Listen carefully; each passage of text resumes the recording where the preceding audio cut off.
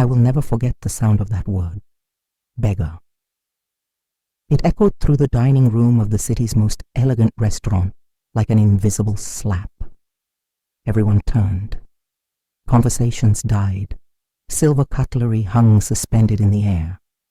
And I, Eleanor Hayes, a 63-year-old woman who had dedicated every heartbeat to raising her son, stood frozen in front of the table where he was celebrating his anniversary. My son Nathan looked at me with those cold eyes I no longer recognized. Beside him, Christine, his wife, smiled with that sneer of contempt she had perfected since their wedding day. 5 years had passed since I became a widow. 5 years in which I believed Nathan and I would grow closer. But I was wrong. That night, I only wanted to give him a gift, an antique watch that had belonged to his father. I had saved for months to restore it. I arrived at the restaurant in my best dress, the only one I had, and my heart full of hope. But when I approached their table, Christine was the first to speak. "What is she doing here?" she said, looking me up and down as if I were trash. Nathan didn't even stand up. "Mom," he said in a weary voice, "I told you not to come. This is a private dinner." "I just wanted to give you this, son," I whispered, extending the small box wrapped in gold paper. Christine let out a dry laugh. "A gift? From her? Nathan, tell her to leave. She's ruining our night." And then he said it. "Mom, please, don't do this. You look like a beggar chasing me all over the city." The world stopped. Tears began to burn my eyes, but they wouldn't fall. Not in front of them, not in front of all those strangers who now looked at me with pity or mockery. I stepped back, the box still in my trembling hands. "I understand," I said in a broken voice. "I understand perfectly." And I left that dining room with my head held high, though inside something had shattered forever. But what Nathan didn't know, what no one at that table knew, was that I wasn't who they thought I was. I owned that restaurant, and that public humiliation would be the first mistake in a long list my son was about to make. Before continuing with this story, I want to ask you something. Subscribe to the channel and tell us in the comments what country you're watching from. Your support keeps this community alive and allows us to continue sharing stories that touch the heart. Because what comes next isn't just a story of pain. It's a story of justice, and of a mother who decided that enough was enough. How did we get here? That question tormented me for weeks after that night. As I walked alone through the empty streets, I remembered every sacrifice, every surrender, every promise I made to my son when his father died. Nathan was barely 18 when we lost Thomas. My husband was a simple man, a school teacher who never had great material ambitions, but who gave us something more valuable, unconditional love. When cancer took him in 6 brutal months, I swore on his grave that Nathan would never lack for anything, and I kept my word. I worked 3 jobs simultaneously. I cleaned offices in the mornings, waited tables at noon, and cared for the elderly at night. My hands cracked, my back curved, my knees began to fail. But Nathan finished college with honors. Nathan got his first job at a prestigious law firm. Nathan married a woman from a good family. And at some point along that path, I ceased to exist for him. The first time I noticed was at his graduation. When he went up to the podium to receive his diploma, he mentioned everyone, his professors, his friends, even a basketball coach who barely knew him. But he didn't mention me. I told myself it was an oversight, that he was nervous. Then came the wedding. Christine insisted on an intimate ceremony. Translation: I didn't fit into the perfect photographs she had planned. They sat me in the last row, next to distant cousins I didn't even know.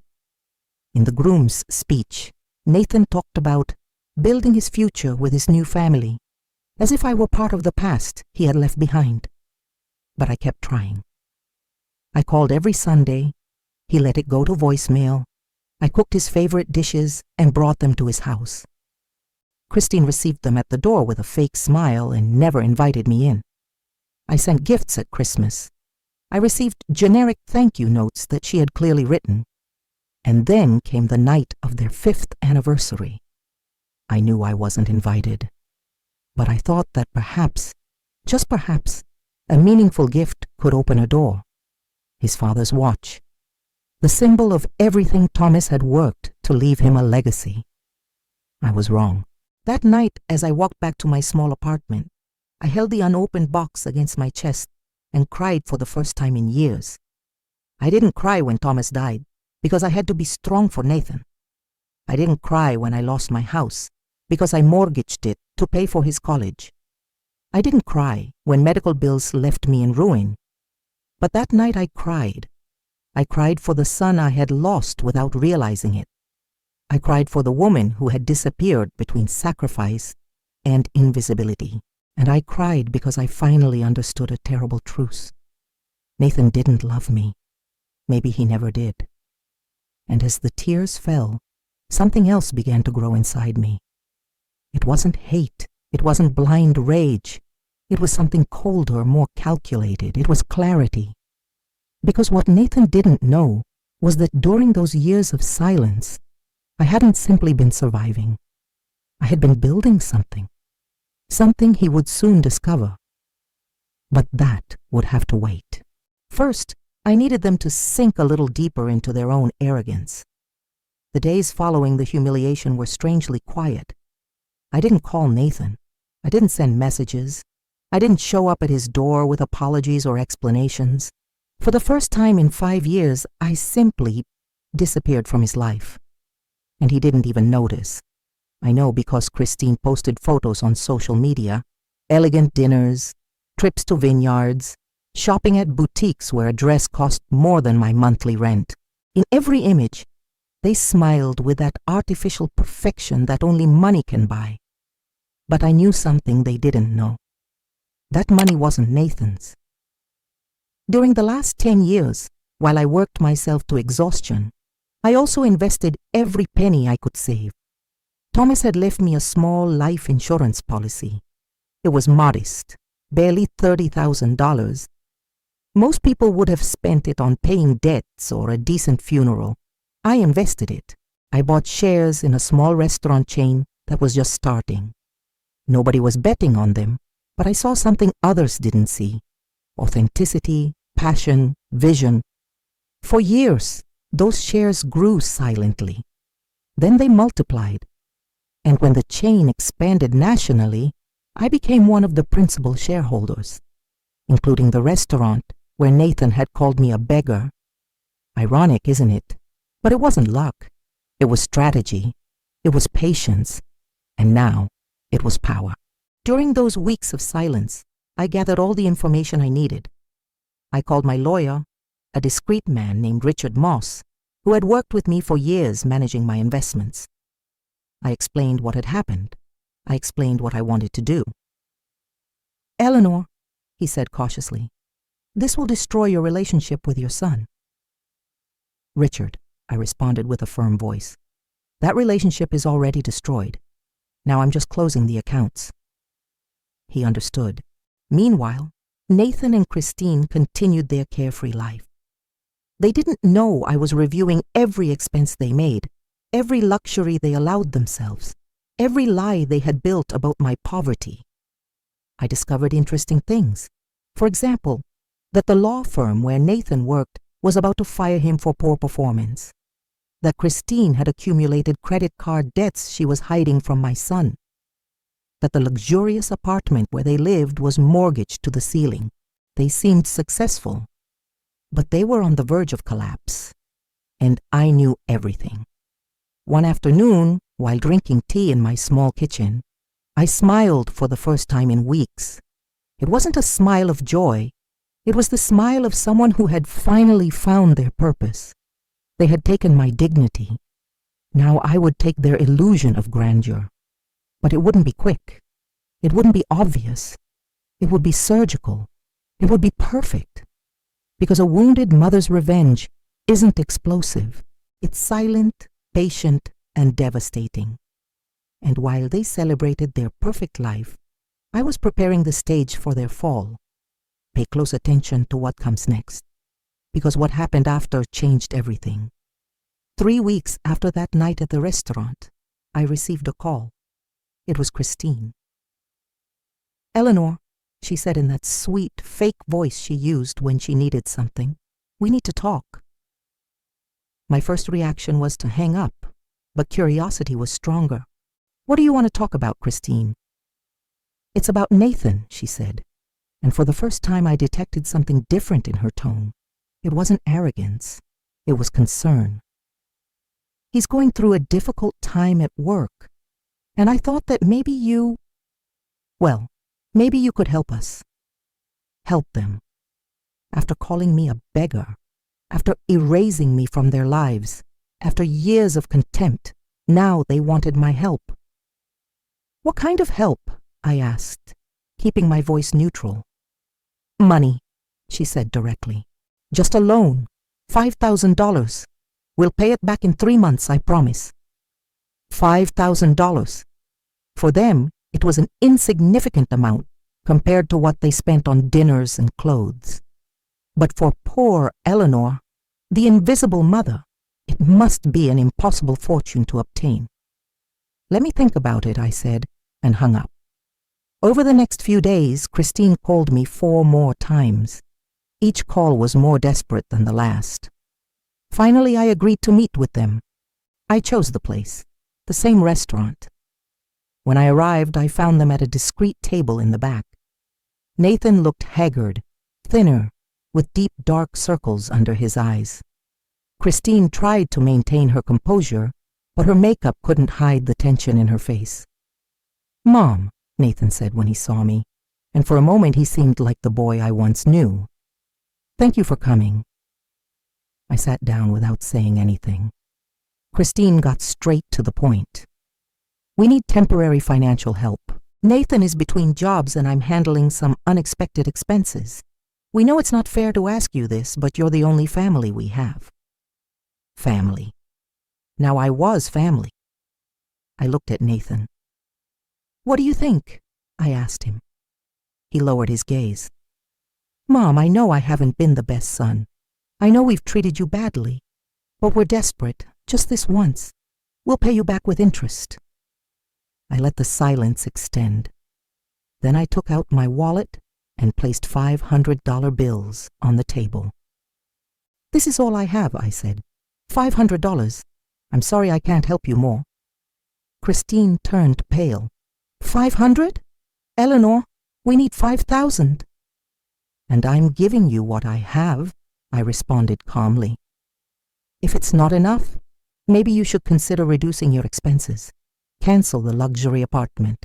Sell the luxury car. Live like normal people live." Nathan clenched his fists. "You can't be serious." "I'm completely serious," I said, standing up. "For years I lived on less than this, so you could have everything. Now it's your turn to learn what it means to survive." Christine exploded. "You're selfish, a terrible mother. I always knew you were a bitter woman, envious of our happiness." The words cut through the air like knives, but this time I felt no pain. I felt power. "Are you finished?" I asked coldly. Nathan stood up abruptly. "Let's go, Christine. It was a mistake to come." As they walked away, Christine turned one last time. "I hope you're happy being a lonely, miserable old woman." And they left. The restaurant fell silent. Some diners had been discreetly watching us. I took a deep breath and called the manager. "Mrs. Hayes," he said when he arrived at my table. "Is everything all right?" "Everything's perfect, Marco," I responded with a smile. "But I have an important meeting tomorrow. Reserve the private dining room on the 2nd floor for 7 in the evening and invite my 2 special guests." I handed him a note with the names, Nathan Hayes and Christine Hayes. "Tell them they've won a complimentary dinner for being frequent customers." Marco smiled with complicity. "It will be a pleasure, ma'am." That night, as I returned home, I felt something I hadn't felt in years: control. Because tomorrow, in that same dining room where they humiliated me, I would show them who Eleanor Hayes really was. And nothing would ever be the same. The following night arrived with a light rain that hit the restaurant windows like war drums. I arrived early. I dressed in a designer suit I had bought specifically for this occasion. Elegant, sober, powerful. My hair, which I had always worn simply pulled back, now fell in soft waves over my shoulders. I applied my makeup carefully. Not to be beautiful, to be unforgettable. At 7 o'clock sharp, Marco informed me over the intercom. "Mrs. Hayes, your guests have arrived. Let them into the private dining room. I'll go up in 5 minutes." I needed them to wait, to feel uncertainty, for the atmosphere to remind them of the last time they were here. When I finally climbed the stairs and opened the door to the dining room, I found them sitting uncomfortably at a table lit by candles. Nathan wore the same wrinkled suit as always. Christine tried to look elegant in a dress that had clearly seen better days. They saw me enter, and confusion flooded their faces. "Mom," Nathan said, "what are you doing here?" "Sit down, son," I said in a serene but firm voice. I closed the door behind me and walked to the head of the table. I didn't sit down. I stood, looking down at them. "You're both wondering why you're here," I began. "You received an invitation for a complimentary dinner. And that courtesy comes with a revelation." Christine frowned. "I don't understand what you're talking about." I smiled. 5 weeks ago, you humiliated me in this very restaurant. You called me a beggar.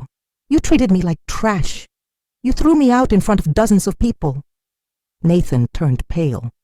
"Mom, No," I interrupted him. "Now it's my turn to speak." I pressed a button on the wall and the lights in the dining room changed. A screen descended from the ceiling and lit up, projecting legal documents. "Do you see this?" I said, pointing to the screen. "These are the ownership papers for Maison Lumière, this restaurant. And this," I pointed to my name on the documents, "is my name." The silence was absolute. "I'm the owner," I said, letting each word fall like a stone. "I've owned this restaurant chain for the last 10 years. While you saw me as a poor, pathetic old woman, I was the woman signing the checks that kept this place open." Christine stood up abruptly. "That's impossible. You're lying." "Sit down, Christine," I ordered, and my tone made her obey without thinking. I changed the slide. "I also own shares in 32 other companies. I have properties in 4 cities, and my current net worth is approximately $7 million. Nathan put his hands to his face. "No, it can't be." "Yes, it can," I responded. "For years, while you ignored and despised me, I was building a silent empire, not to show off, not to buy love, but because I learned that true security comes from oneself, not from ungrateful children." Tears began to roll down Nathan's cheeks, but I felt no compassion. "And now," I continued, "comes the important part. I've drafted a new will." Another slide appeared on the screen. "Previously, all my assets were destined for you, Nathan. Every penny, every property, everything. But that version no longer exists." Christine stood up again, this time trembling. "You can't do this. He's your son. He has a right." "He has no rights," I cut her off. "Because respect isn't inherited. It's earned." I looked directly at Nathan. "Son, you're going to have the opportunity to prove to me that you deserve something more than my contempt. But it won't be easy. It won't be quick. And it certainly won't be comfortable." I walked around the table, letting the weight of my words sink into them. "I've established 6 conditions. If you both fulfill them during the next 6 months, I'll consider restoring your inheritance.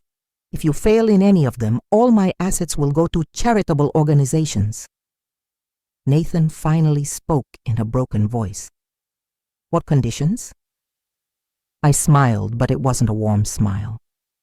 Tomorrow you'll receive an envelope with instructions. Read them carefully, because your future depends on every word. I headed toward the door, but before leaving, I turned one last time. Oh, and one more thing. Tonight's dinner isn't complimentary. The bill is $3,200. It's in your name. Their faces fell apart. Welcome to my world, I said. The world where actions have consequences.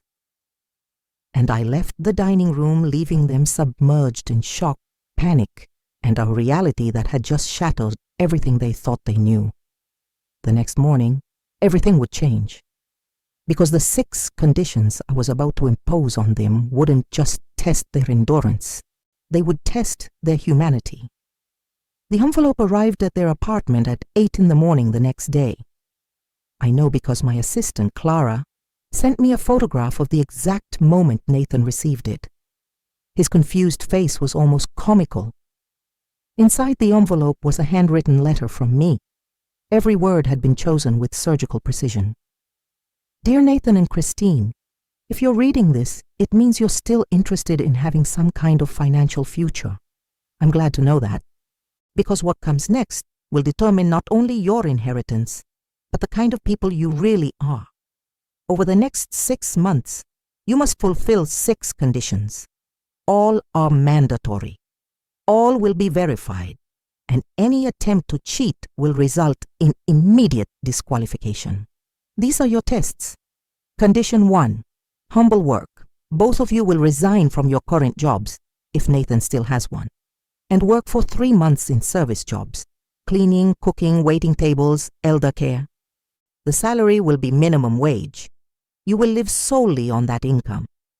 Condition 2, modest housing. You will leave your luxury apartment immediately. You will move to a rent-controlled building in the South District of the city, a place similar to where I lived for years while you enjoyed your comfort. Condition 3, total transparency.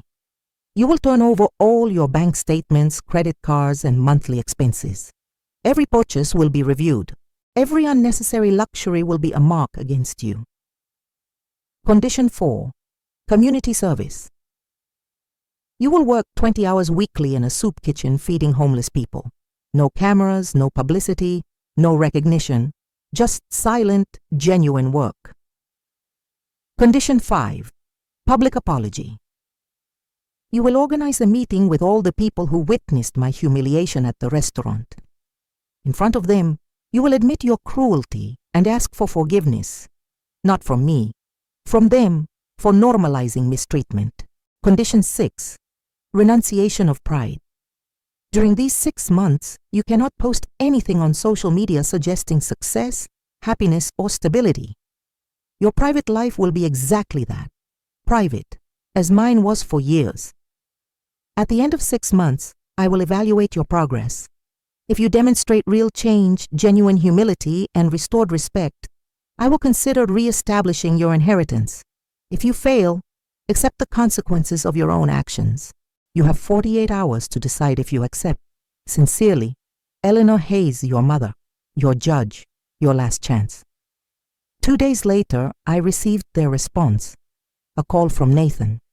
Mom, he said in a trembling voice, we accept. We'll do everything you ask. Good, I responded. You start tomorrow. Clara will send you the addresses of your new jobs and your new apartment. Don't disappoint me. And I hung up. The first days were exactly what I expected. Total chaos. Christine, who had never cleaned a bathroom that wasn't her own, now scrubbed toilets in a 3-star hotel. Nathan, who had looked down on waiters his entire life, now waited tables in a family restaurant where tips were miserable. I received daily reports. Christine cried her first day. Nathan had an argument with his supervisor because he refused to clean up a spill. Both arrived exhausted at their small 1-bedroom apartment with thin walls and noisy neighbors. But I didn't soften, because they needed to understand something fundamental. This wasn't punishment. It was education. Over the following weeks, something began to change. Christine stopped complaining. She started arriving early to work. Some hotel guests even praised her attention to detail. Nathan learned to genuinely smile at customers, to listen to their stories, to understand that every person has a dignity that deserves respect. At the soup kitchen, at first they did it mechanically: serve food, clean tables, leave quickly. But after a few weeks, I saw something different in the reports. Nathan stayed to talk with the elderly. Christine organized a clothing drive without anyone asking her to. Small changes, but real changes. And then came the 5th month. Condition 5, the public apology. I reserved the same dining room at the restaurant. I invited everyone who had been present that night. 27 people agreed to come. When Nathan and Christine entered the dining room, they looked different. Thinner, more humble. Without excessive makeup or ostentatious clothing. Just two normal people facing the consequences of their actions. Nathan spoke first. "Thank you for coming," he began in a trembling voice. "6 months ago, you witnessed something terrible. I humiliated my mother in front of everyone. I treated her as if she were invisible, as if she didn't deserve respect." He paused, fighting tears. "And I did it because I had become someone who values money more than dignity. Someone who confused success with cruelty. Someone who forgot that my mother sacrificed everything for me." Christine took his hand. "And I was worse," she said, "because I fed that poison. I encouraged him to distance himself from his family. And I did it because I was afraid that his love for her would diminish what he felt for me." Tears flowed freely now down both their faces. "We're not asking you to forgive us," Nathan continued. "But we do ask you to remember this. Every person deserves respect, regardless of their clothes, their bank account, or their social status. And if you're ever tempted to humiliate someone, remember what we lost by doing so." The silence in the dining room was profound. Then an elderly woman stood up. "I was a waitress here that night," she said. "I saw how you treated your mother, and I thought, I hope someday they learn." She looked directly at Nathan. "I believe you're learning." One by one, other attendees began to nod. It wasn't forgiveness. Not yet. But it was a beginning. And as I watched my son break down and rebuild himself in front of strangers, I knew that the hardest lesson was finally taking shape. Only one chapter remains to discover if their transformation was enough. 6 months after delivering that envelope, I returned to the same restaurant. This time, it wasn't to humiliate. It was to close a cycle. I reserved a small table by the window. I invited Nathan and Christine to dinner with me. No conditions, no tests, just dinner. When they arrived, I almost didn't recognize them. Nathan had gained some healthy weight. His face had color. His eyes, once dulled by stress and arrogance, now shone with something I hadn't seen in years: peace. Christine wore a simple but pretty dress. No ostentatious jewelry, no excessive makeup. Just a woman who finally seemed comfortable in her own skin. They sat across from me in silence. "Tell me," I said simply. Nathan took a deep breath. "Mom, these 6 months were the hardest of my life," he began. "But they were also the most important." "At first I hated everything," he admitted. "I hated getting up at 5 in the morning to clean bathrooms. I hated waiting tables for people who looked at me with pity. I hated living in that apartment where I could hear every conversation the neighbors had." He paused. "But after a while, something changed. I met a man at the soup kitchen. His name was Robert. He had been an executive at an important company. He lost everything in a divorce and a bad investment. He ended up on the streets." Nathan's voice broke. And as I talked with him, I realized something terrifying. I was only a few steps away from being Robert, because I had built my entire life on appearances, on money that wasn't mine, on an empty pride that would crumble at the first blow. Christine took his hand. "I learned too," she said in a soft voice. I learned that the woman I most despised was actually the strongest woman I would ever know. You, Eleanor. She looked directly at me. You worked 3 jobs to give your son everything. You survived poverty, loneliness, rejection, and despite all that, you never lost your dignity, while I, with all my comforts, was an empty and miserable person. Tears began to roll down my own cheeks. And now what? I asked. Nathan leaned forward. Now we want to continue like this. Continue working. Continue living with humility. Not because we have to do it to recover an inheritance, but because we finally understood that this is the life worth living. He took an envelope from his jacket and placed it on the table. This is a renunciation, he said. A renunciation of any right to your assets. We don't want your money, Mom. We only want your forgiveness. My heart broke and repaired itself at the same time. I took the envelope, opened it, read the handwritten words. It was genuine. It was real. Keep it, I said, pushing the envelope back toward him, because you're not going to need it. I took out my own folder and opened it on the table. I've modified my will one more time, I explained. But not in the way you imagine. I showed them the documents. 50% of my assets will go to organizations that help single mothers, homeless people, and low-income workers, because they are the people who supported me when I was invisible. Nathan nodded without surprise, without disappointment. The other 50%, I continued, will be divided between you two, but with permanent conditions. Christine paled slightly, but not with fear, with curiosity. You can never sell the properties for personal gain.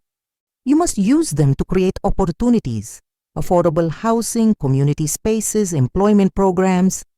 It will be your responsibility to turn that money into something that helps others. I closed the folder.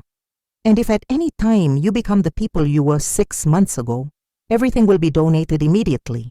This is your last chance to show me that the change is permanent. Nathan stood up from his chair, walked to my side of the table, and knelt in front of me. Mom, he said in a broken voice, I regret every day I made you feel invisible. I regret every cruel word. I regret not seeing your sacrifice until it was too late. He put his head in my lap like when he was a child. Please, forgive me. And in that moment, all the barriers I had built crumbled. I stroked his hair with trembling hands. I already forgave you, son, I whispered. I forgave you the day you decided to change. I forgave you when I saw that your transformation was real. Christine also approached and took my hand. Thank you for not giving up on us, she said. Thank you for loving us enough to teach us the hardest lesson. The 3 of us cried together in that corner of the restaurant. It wasn't a perfect ending. There were still scars. There was still work to do, but it was a real beginning. That night, as I walked back home under the stars, I thought about the entire journey, from humiliation to revenge, from revenge to justice, from justice to forgiveness. And I understood something profound. A mother's true revenge isn't destroying her children. It's rebuilding them. It's showing them the mirror of their own actions and giving them the tools to become better people. Because a mother's love isn't blind. It's visionary. It sees not only what her children are, but what they can become. And sometimes the greatest show of love is letting them fall, so they learn to stand up on their own. 2 years have passed since that dinner. Nathan now runs a job training program for people coming out of prison. Christine founded an organization that helps women victims of domestic violence rebuild their lives. We have dinner together every Sunday, not at elegant restaurants, at my house, with food we make ourselves, with real conversations, with genuine love. My son hugs me every time we see each other. He tells me, I love you, without me having to ask. He asks about my day, about my dreams, about my needs. And Christine, the woman who once called me a beggar, now calls me Mom. Not because she has to, because she wants to. Was it easy? No. Was it worth it? Absolutely. Because we learned together that true wealth isn't measured in bank accounts. It's measured in restored dignity, in earned respect, in rebuilt love, and in the ability to transform pain into wisdom. This is my story, the story of a humiliated mother who became the architect of her own justice, the story of a lost son who found his way back home, and the story of a universal truth we should all remember. Never underestimate the power of a mother, because her love can be soft as a caress or firm as steel. And when you decide to hurt her, you're not destroying her strength. You're awakening it. If this story touched your heart, I invite you to subscribe to the channel and share in the comments what country you're watching from. Your support keeps this community alive and allows us to continue sharing stories that remind us what really matters in life: dignity, respect, and love that never gives up. Thank you for accompanying me on this journey. Until the next story.